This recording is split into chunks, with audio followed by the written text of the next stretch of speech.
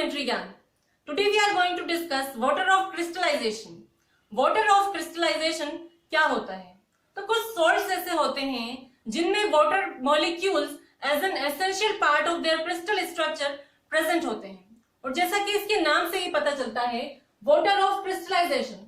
Crystallisation क्या होता है? ये एक प्रोसेस होता है जिसमें क्रिस्टल्स का फॉर्मेशन होता है। तो जब किसी सॉल्ट में क्रिस्टल्स के फॉर्मेशन के लिए वाटर यूज हो रहा है तो उसे ही क्या कहते हैं? Water of crystallisation. और ये लिखा भी है यहाँ पर, the water molecule which form part of the structure of a crystal or of a salt are called water of crystallisation, and the salt containing water of crystallisation are called hydrated salts. मतलब ऐसे salts जिनमें water of crystallisation present है उनको क्या कहा जाएगा? Hydrated salts. मतलब सभी हाइड्रेटेड सॉल्ट्स में क्या होगा? Fixed molecule of water as a water of crystallisation present होता है उसके हर एक फॉर्मूला यूनिट के साथ।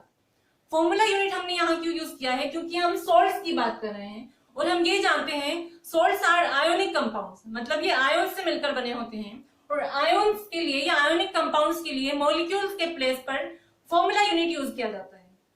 तो हाइड्रेटेड सॉल्ट्स में per formula unit fixed amount of water या fixed number of water of crystallisation present होता है। तो ऐसे कौन कौन से सॉल्ट्स हैं जिनमें वाटर ऑफ क्रिस्टलाइजेशन प्रेजेंट होता है? या हम कहें जो हाइड्रेटेड सॉल्ट्स होते हैं, सो उसके एग्जांपल हैं copper sulphate crystals. Copper sulphate crystal या हम कहें हाइड्रेटेड कॉपर सल्फेट, ये क्या होता है? ये भी एक हाइड्रेटेड सॉल्ट है बिकॉज इसके जब क्रिस्टल्स का फॉर्मेशन होता है तो इसमें पर formula unit 5 molecules of water की जरूरत होती है। इसका जो फॉर्मूला होता है वो होता है CuSO4.5H2O। ये है कॉपर सल्फेट हाइड्रेटेड और इसको बोला जाता है कॉपर सल्फेट पेंटाहाइड्रेट क्योंकि इसमें क्या है? 5 molecules of water of crystallisation present है। इसका नेम होगा कॉपर सल्फेट पेंटाहाइड्रेट। तो ये तो था कॉपर सल्फेट क्रिस्टल्स। अब हम बात कर रहे हैं नेक्स्ट एग्जांपल की, जो कि है सोडियम कार्बोनेट क्रिस्टल्स। मतलब सोडियम कार्बोनेट के क्रिस्टल्स के फॉर्मेशन के लिए भी हमें वाटर ऑफ क्रिस्टलाइजेशन की जरूरत होती है। मतलब इसमें भी पर फॉर्मूला यूनिट एक fixed number of water molecules present है और वो कितना होता है? इसका फॉर्मूला है Na2CO3.10H2O। इसके साथ हर एक फॉर्मूला यूनिट के साथ 10 molecules of water of crystallisation present है और इसीलिए इसको क्या बोला जाता है? Sodium carbonate decahydrate.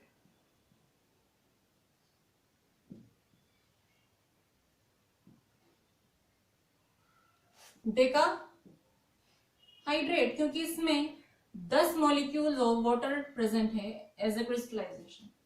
और इसको क्या बोला जाता है? इसका कॉमन नेम होता है, ये जो हाइड्रेटेड सोडियम कार्बोनेट है इसका कॉमन नेम होता है वॉशिंग सोडा, जिसको हम नेक्स्ट वीडियो में डिटेल में डिस्कस करेंगे। Now the third example of hydrated salts is calcium sulphate crystals. Calcium sulphate crystals जिनको बोला जाता है जिप्सम, कॉमन नेम इसका होता है।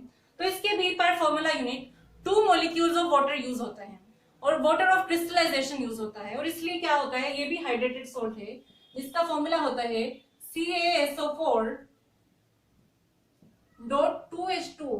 इसमें 2 molecules of water of crystallization है और इसीलिए ये क्या है? ये हाइड्रेटेड सॉल्ट है और इसका नाम होता है या इसको बोला जाता है कैल्शियम सल्फेट डाइहाइड्रेट क्योंकि इसमें 2 मॉलिक्यूल्स ऑफ वाटर प्रेजेंट है।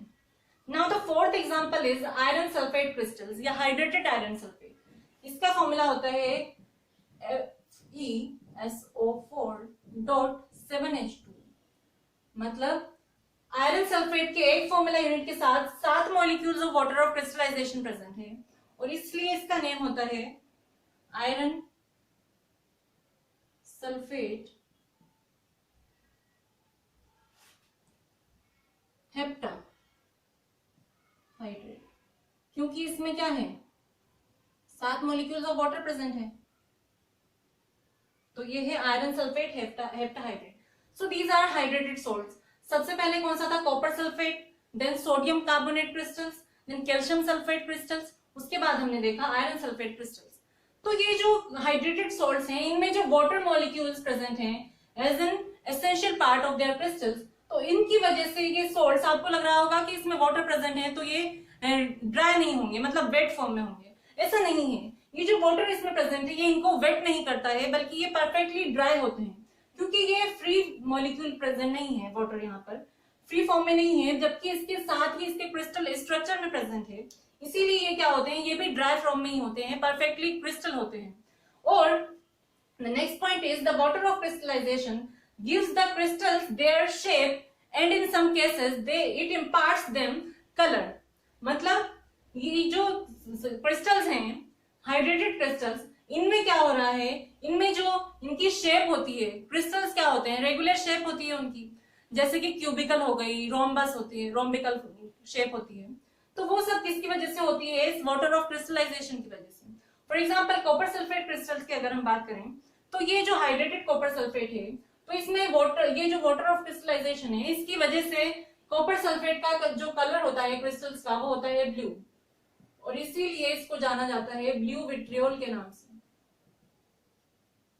एंड जो आयरन सल्फेट हमने डिस्कस किया था, तो आयरन सल्फेट के क्रिस्टल्स का कलर होता है ग्रीन, क्योंकि इसमें 7 मॉलिक्यूल्स ऑफ वाटर प्रेजेंट है, या वाटर ऑफ क्रिस्टलाइजेशन प्रेजेंट है, और इसीलिए इसको जाना जाता है ग्रीन विट्रियोल के नाम से। और ये जो दोनों हैं, जिप्सम एंड वॉशिंग सोडा, ये दोनों व्हाइट कलर के क्रिस्टल्स होते हैं, तो इनकी जो रेगुलर शेप है, और मतलब क्रिस्टल्स की जो शेप है और जो कलर है, वो किसकी वजह से होती है, वाटर ऑफ क्रिस्टलाइजेशन की वजह से।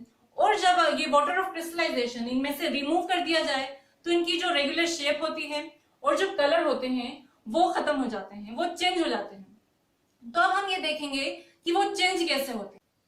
So let us see the action of heat on hydrated salts. मतलब हाइड्रेटेड सॉल्ट्स को जब हम हीट करेंगे तो क्या होता है।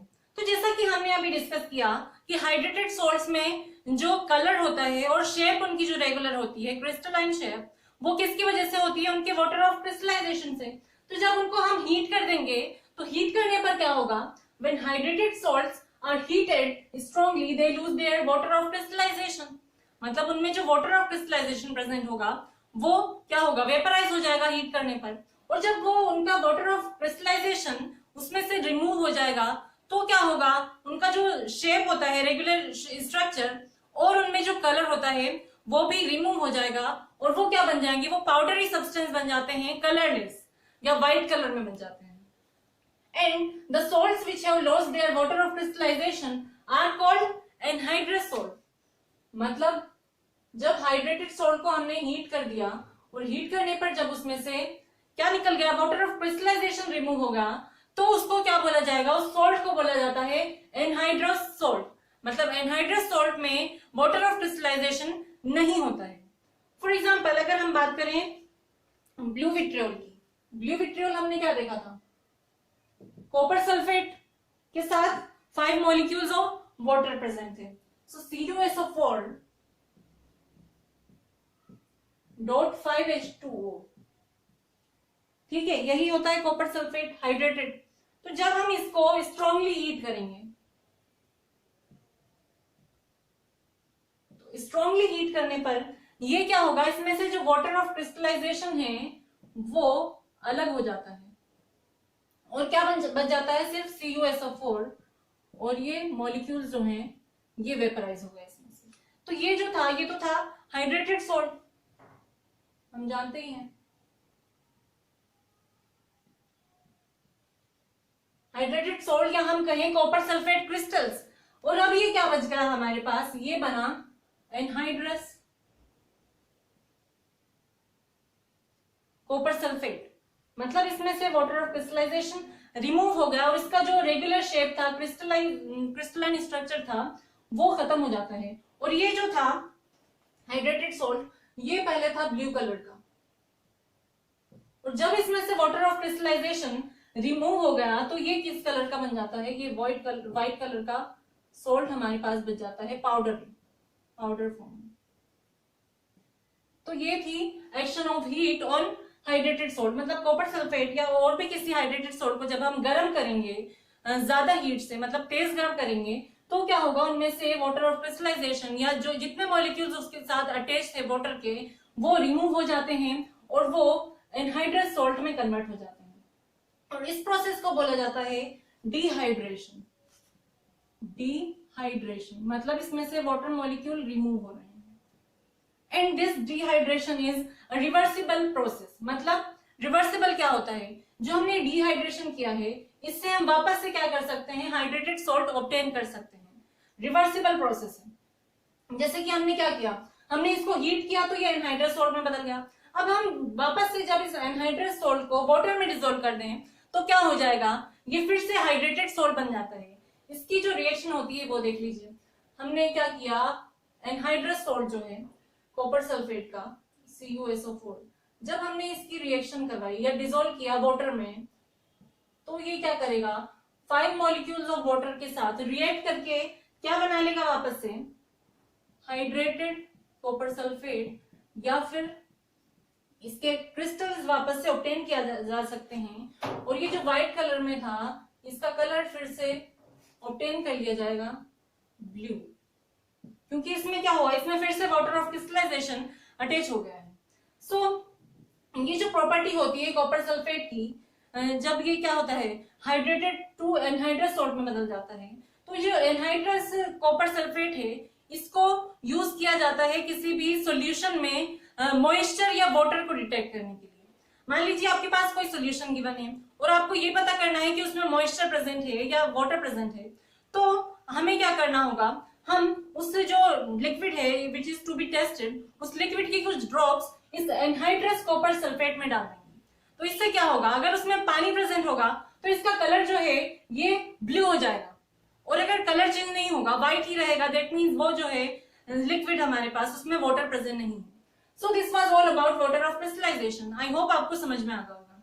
और हमने ये डिस्कस किया कि ऐसे सॉल्ट्स जिनमें वाटर ऑफ क्रिस्टलाइजेशन प्रेजेंट होता है उनको क्या कहा जाता है, हाइड्रेटेड सोल्ट, और जब उनको हीट करेंगे तो हमें मिल जाते हैं एनहाइड्रस सोल्ट।